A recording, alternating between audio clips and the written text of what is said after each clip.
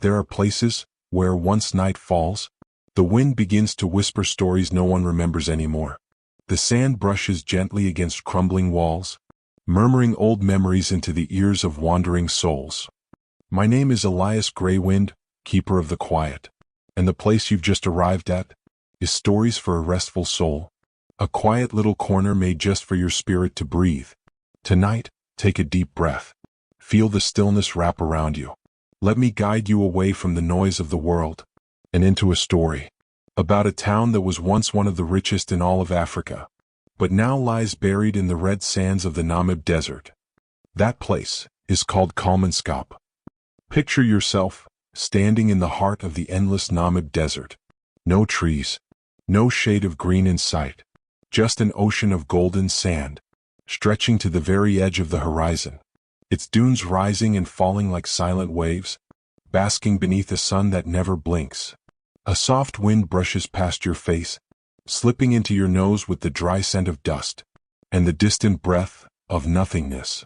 Everything is still, unnaturally still, as if time itself gave up on this place long ago. And then, in the midst of that harsh, unforgiving landscape, a lone figure appears. He bends down, quietly, slowly. A flicker of light catches the sun. Something glints beneath the fine desert sand. He picks the stone up. Light dances across his skin, catches in his eyes, and for a moment, you feel as if you've just witnessed a miracle. A diamond, pure, clear as glass, so beautiful, it stops something in your chest. That shadow belonged to a black railway worker named Zacharias Luala. He worked the line stretching from Luderitz across the unforgiving Namib sands. And on a sun-drenched day, the kind of sky so blue, it felt like a solo being played on silence. He bent down and picked up a small glimmering stone from the tracks. Not gravel, not quartz, a diamond. That single act sparked an earthquake, not of the earth, but of human ambition. At first it was only whispers, rumors carried gently by the wind. But that glint of light spread across the desert like fire on dry grass, drawing wanderers, dreamers, treasure seekers, all pulled toward that place, hoping to change their lives in the blink of a moment. In that first year alone, hundreds, then thousands came pouring in. They brought with them the calloused hands of laborers, but also the sharp minds of engineers, merchants, and factory owners from faraway Germany. The barren desert slowly dressed itself in luxury. No more tents, no more makeshift shelters. Instead, Victorian mansions began to rise. Slanted tile roofs, long glass windows, and wooden balconies carved with quiet elegance. Streets were paved with stone. Water pipes ran beneath the ground. And there, standing proud in the middle of the desert, a hospital, housing the very first X-ray machine in the southern hemisphere. Can you imagine it? A hospital in the middle of the desert, where doctors could see through flesh, take pictures of the inside of the human body, all while the wind howled outside, dragging sand across the doorsteps each night. A small electric tram line stretched for miles, built not just for the miners, but for the ladies and gentlemen who came to sip wine and listen to classical music beneath the desert stars. There was a cinema, where people sat bathed in warm golden light, watching German films flicker across the screen. There was a casino, where red lights blinked and danced, and hands trembled over the table not from fear, but from thrill. And yes, even an ice factory, making cold water and frozen blocks, right there, in the heart of a desert that burned by day. There were tables set with French wine, a grand piano in the theater, and the sharp crack of drums echoing through festival nights. There was even an Austrian bakery, where the scent of butter and roasted almonds floated through the desert wind. They say, the laughter of high society echoed across the dunes, a scene so elegant, so strange, it felt like something pulled from a beautiful, impossible dream. In 1912, just 4 years after the first discovery, Kolmanskop had already mined over 1 million carats of diamonds. That number accounted for 12% of the world's entire diamond production at the time. Imagine 1 million carats piled high in a storeroom, glinting gold and silver under the electric lights. Bags of diamonds, heavy as a clenched fist, waiting quietly to be sent to Europe, to America, or to be set into the jewelry of the world's elite. The whole town lived as if caught inside a dream, a place where diamonds were king, and desert sand somehow became the white gold of the world. Kolmanskop wasn't just a place for mining. It was a culture, imported and planted in the sand. The Germans built schools, taught their children the German language. They celebrated Christmas, hung spring wreaths on their doors. They ate black forest cake, listened to chamber music, and dressed in evening gowns and tuxedos, as if the desert around them simply didn't exist. In the middle of the arid desert, the church bell rang, its echo carried on the wind. Inside the classroom, a teacher in a black vest lectured on Goethe, while just outside, the desert's insects sang their own strange chorus. A scene both familiar and strangely foreign, like a symphony that could never quite blend with the rhythm of the native land. But you know, when something rises too quickly, when every wall is fueled by ambition and profit, that's the mark of fragility. And it didn't take long. Kolmanskop reached its peak, but peaks always slope downward, especially when you climb higher than you can hold. Kolmanskop, a promised land of diamonds, a place where dreams shimmered bright in the heart of the desert. But all grandeur eventually fades, and the next part of this story will show you what happens when the diamond fever cools, and the town is left behind to be swallowed by desert sand forever.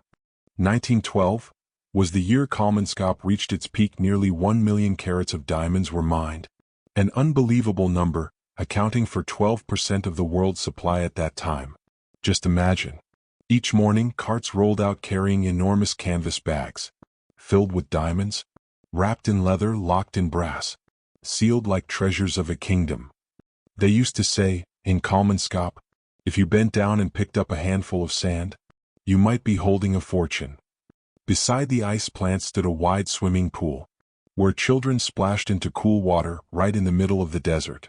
Across from it, a bakery, where elegant ladies in flowing dresses gathered every afternoon, savoring Viennese pastries and trading whispers about diamond prices. The soft laughter, the clink of silver spoons against porcelain, blended with piano notes drifting in from afar, where an old musician played a Beethoven sonatina. In Kolmanskop, the days held no dust, only champagne, and the nights had no chill, only dancing under oil lamps. It was a diamond paradise, both literally and in every glittering sense of the word. In the sorting rooms, diamonds were washed, inspected, categorized, and under the golden lamps, they sparkled like tiny stars. Workers had to change shoes and wash their hands constantly, not for cleanliness, but to ensure no one slipped away with a diamond hidden in their collar. They worked in silence, with care and deep respect for each stone, because one small mistake could cost them a year's wages. As for the managers and merchants, they lived like nobility. Homes had private generators, vintage refrigerators, and phones that linked directly to the railway station. And the evenings they shared wine, not desert moonshine but imported French vintages. Dinners came with German cheese, smoked sausages, and neatly sliced black bread. In the heart of the desert, they recreated a little Europe, but gilded. But you know, things that shine too brightly rarely last long. A town built on diamonds is just as fragile as the glittering stones beneath it.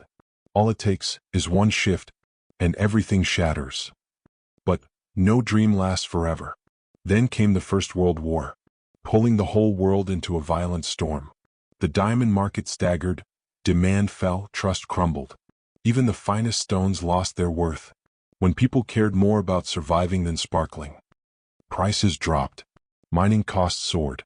Each working day became a slow unraveling, as Kolmanskop began eating itself from the inside.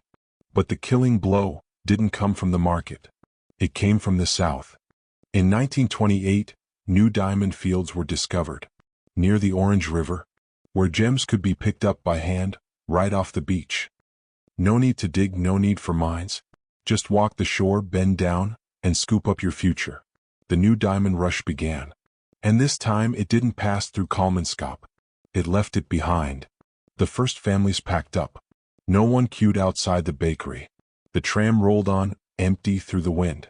The pool dried up, and the bolts in the ice factory began to rust. A town built on resources was swept away by the same. People came for diamonds, and they left for diamonds that were easier to reach. No more music echoed from the theater. No one dusted the X-ray machine, once the pride of the Southern Hemisphere. The school shut its doors. Children's voices faded, like the first layer of sand covering the front steps. Kolmanskop didn't fall. It didn't burn or explode. It just quietly disappeared, piece by piece, in the quiet indifference of those who once built it. And in the end, all that remained was wind, and sand, and memory. In 1956, Kolmanskop fell into silence. Not a single door shut, not a word goodbye. The last family slipped away quietly, leaving behind only vast emptiness. A town that stopped breathing. Can you feel the emptiness there? Even the sand no longer yields to footsteps. It seeps into every crack, every corner, moving steadily, unstoppable. Kolmanskop didn't collapse all at once. It faded, bit by bit. The desert wind, once a witness to grand days, now began its conquest. Through long corridors, sand sneaked under doors, covering the front steps, creeping into bedrooms, kitchens, even the halls that once hosted grand celebrations. Cracked window frames, once portals of life, now caught the sand. Rotting wooden beams sagged, letting dim light filter through thick black dunes. With sand in charge, the Victorian bath no longer held water.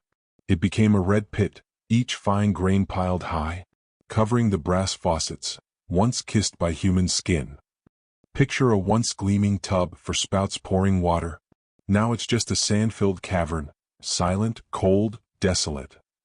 A place once symbolizing comfort has become proof of how time and ambition decay. In a corner of a room, a piano sits silent, lid ajar, keys blanketed with dust, some yellowed by sand, as if it's waiting, though no one ever comes to play. The last sound it echoed was music from a grand ball, the piano's melody mingling with breaking glass, the wind drifting through curtains. Now that music exists only in the memory held tight by bricks, where footsteps once echoed, now only silent sand drifts. The piano and its lingering echo seem to quietly ask, what grace once carried my life, only to let it disappear? Near the town's edge, there was a swimming pool, a place where children's laughter echoed every summer afternoon. Back then, folks called it an oasis in the desert. But now it's just an empty pit. No water, no laughter, just crumbled plaster and rusted iron fencing. The pool's surface cracked, stray concrete slabs broken, iron rails twisted and rusted, and at your feet, sand has invaded, partly burying the pool floor, once the highlight of childhood joy. It's the place where past and present touch. Now all that remains is a physical memory, no voice, no scream, just lying there, silent, yet compelling. No earthquake, no explosion.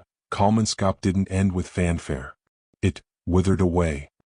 Day by day, stones crumbled, beams decayed. Every vivid moment drenched in memory, swallowed by the desert. It fell silent, but in its quiet, it became greater than any storm that swept through. Though time swept away the laughter, the lights, and the very last diamonds, Kolmanskop did not disappear.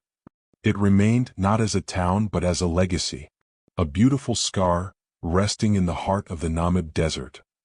Today, if you wish to visit Kolmanskop, you can't simply walk in, for it lies within the Sperrgebied, a restricted zone guarded by the Namibian government and the De Beers Corporation.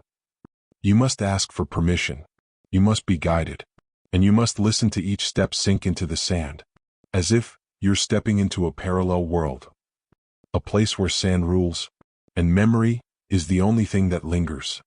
Visitors come not for gold or gems, but for that rare feeling, that time for a moment stands still. The crumbling houses, the living rooms drowned in sand, the staircases leading into nowhere, all form a surreal scene, like walking through a dream, slowly fading. Photographers adore this place, storytellers revere it, and those who crave silence will find here a gentle touch of the unseen. Kolmanskop is no longer a place to live, but it is still a place that speaks, a living museum, and nature is its only curator. You see, Kolmanskop was never just an ordinary town. It's a whisper from the past, a silent recording of quiet prosperity, a lesson in ambition when mankind believed it could outshine nature with just a handful of glittering stones, and also a quiet reminder that nature doesn't need to rage, it only needs to wait, and one day it takes everything back. If you've listened this far, I want to thank you, for you didn't just hear the story, you felt it. Thank you for walking with me through sand, wind, and time, to visit a place where light once blazed, and now rests quietly beneath a silent sky. Now, close your eyes for a moment, and if tonight a soft breeze taps at your window, don't be afraid. It might just be Kolmanskop stopping by to whisper a memory. Sleep well, and if you do dream, let it be of a place where time stands still, beneath the red sands of the Namib Desert. And I, Elias Greywind, will always be at the gate, waiting for your return. Anytime you need a story. If you'd like a place to come back to each night, stop by Stories for a Restful Soul, where I'll always be here waiting. And if these stories have touched something quiet within you, consider subscribing to Elias Greywind, Stories for a Restful Soul, so that each night I, your gatekeeper of peace, can tell you just one more tale before you drift away. Wishing you the deepest, most peaceful sleep.